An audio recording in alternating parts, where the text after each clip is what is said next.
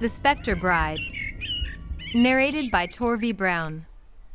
The winter nights up at Sault Ste. Marie are as white and luminous as the Milky Way.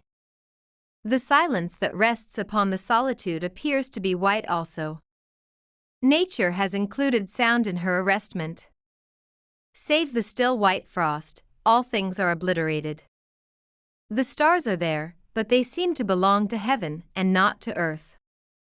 They are at an immeasurable height, and so black is the night that the opaque ether rolls between them, and the observer in great liquid billows. In such a place it is difficult to believe that the world is peopled to any great extent. One fancies that Cain has just killed Abel, and that there is need for the greatest economy in the matter of human life. The night Ralph Hagedorn started out for Echo Bay he felt as if he were the only man in the world, so complete was the solitude through which he was passing. He was going over to attend the wedding of his best friend, and was, in fact, to act as the groomsman. Business had delayed him, and he was compelled to make his journey at night. But he hadn't gone far before he began to feel the exhilaration of the skater. His skates were keen, his legs fit for a longer journey than the one he had undertaken, and the tang of the frost was to him what a spur is to a spirited horse. He cut through the air as a sharp stone cleaves the water. He could feel the tumult of the air as he cleft it. As he went on, he began to have fancies. It seemed to him that he was enormously tall, a great Viking of the Northland, hastening over icy fjords to his love. That reminded him that he had a love, though, indeed, that thought was always present with him as a background for other thoughts. To be sure, he had not told her she was his love, because he had only seen her a few times, and the opportunity had not presented itself. She lived at Echo Bay, too, and was to be the maid of honor to his friend's bride, which was another reason why he skated on almost as swiftly as the wind, and why, now and then, he let out a shout of exhilaration. The one drawback in the matter was that Marie Beaujeu's father had money, and that Marie lived in a fine house, and wore otter skin about her throat, and little satin-lined mink boots on her feet when she went sledding, and that the jacket in which she kept a bit of her dead mother's hair had a black pearl in it as big as a pea. These things made it difficult, nay, impossible, for Ralph Hagedorn to say anything more than "I love you." But that much he meant to have the satisfaction of saying, no matter what came of it. With this determination growing upon him, he swept along the ice, which gleamed under the starlight. Indeed, Venus made a glowing path toward the west, and seemed to reassure him. He was sorry he could not skim down that avenue of light from the Love Star, but he was forced to turn his back upon it and face toward the northeast. It came to him with a shock that he was not alone.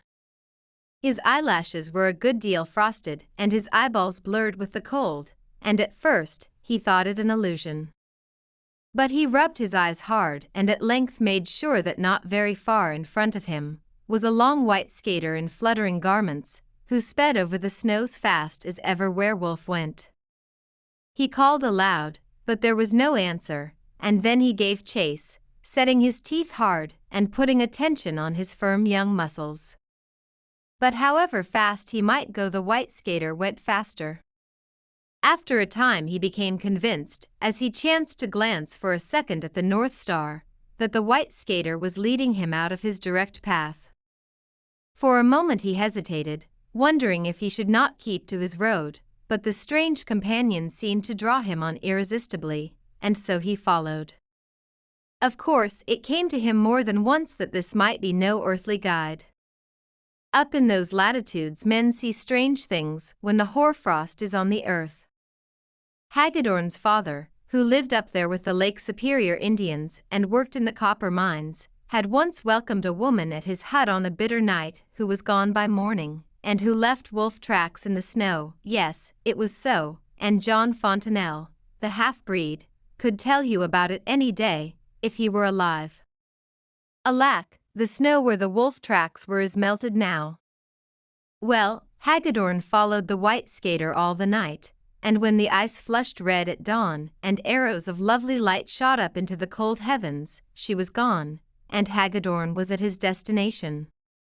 Then, as he took off his skates while the sun climbed arrogantly up to his place above all other things, Hagedorn chanced to glance lakeward, and he saw there was a great wind rift in the ice, and that the waves showed blue as sapphires beside the gleaming ice.